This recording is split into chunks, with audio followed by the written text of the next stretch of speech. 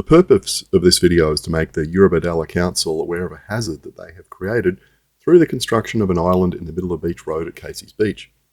In short, Council has engineered a squeeze point where one didn't exist before, and this creates a risk of a rear-end collision between a cyclist and a vehicle, where the cyclist is hit from behind where the road narrows.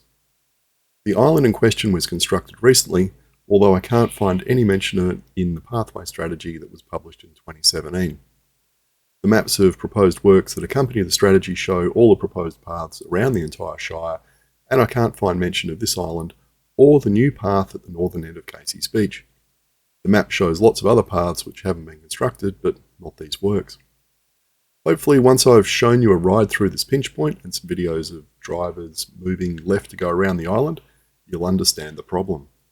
Now, there's a couple of problems here. The first thing is, well, the bike lane just completely disappears up there near that post.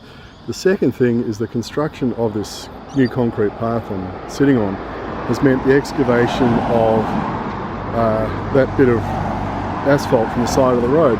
So I think there's actually just a bit of compacted asphalt there and dirt. You don't want to be riding on that. Essentially, I don't know if you can see it, there's a kind of a faded line there. You need to be riding on the outside of that line to avoid this crap here, is all I can describe it. This bit here is just really rough. You're okay on a mountain bike, but on a road bike with narrow tyres, it's absolute garbage. So, and of course there's a dirty great big kind of depression in the middle there. And I guess another problem is drivers are not going through here at 50 kilometres an hour.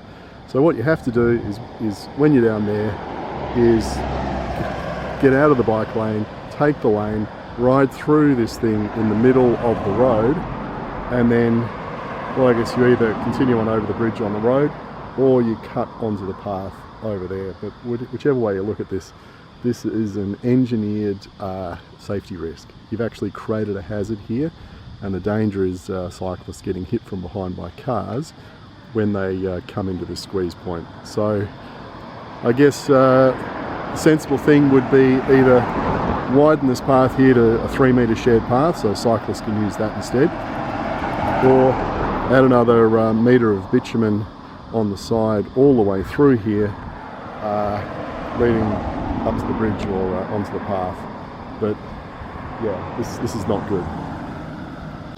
Just in case anyone wants to say, oh, that lane on the side's not a bike lane, it's a breakdown lane. Well, I'm here at the Sunshine Bay Public School, and you can very clearly see there's a pavement marking there for a bicycle. And there is no signage along here, nothing on the poles which says this bike lane ends. I mean, it ends, it physically ends, but this is supposed to be a bike lane, well, I presume all the way up to the Batemans shops. What we are going to see next is 19 cars going through this pinch point.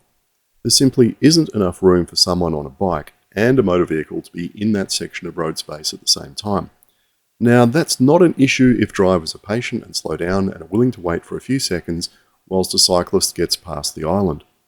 But unfortunately, there are plenty of drivers who have no patience, and they'll try to push past in a gap which doesn't exist. If that happens, the unfortunate cyclist will either be run off the road or hit from behind. Now, passing in this gap is of course completely illegal under section 144 of the New South Wales Road Rules, the rules relating to keeping a safe distance when passing a bicycle rider. Drivers are required to leave a distance of at least 1 metre in these conditions, but that's physically impossible at this choke point due to the width of the road, the terrible condition of the shoulder, and a dirty great big concrete island in the middle of the road. Now, I can understand why Council installed this island.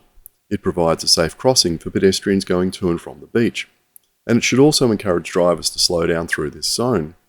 However, it's had the perverse effect of making the section of road more dangerous for cyclists.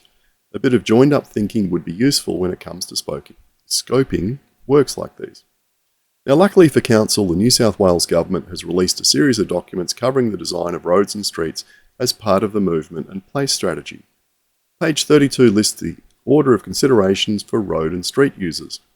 If Council had followed this order during the scoping and design phases, we wouldn't have ended up with a solution which completely ignores cyclists.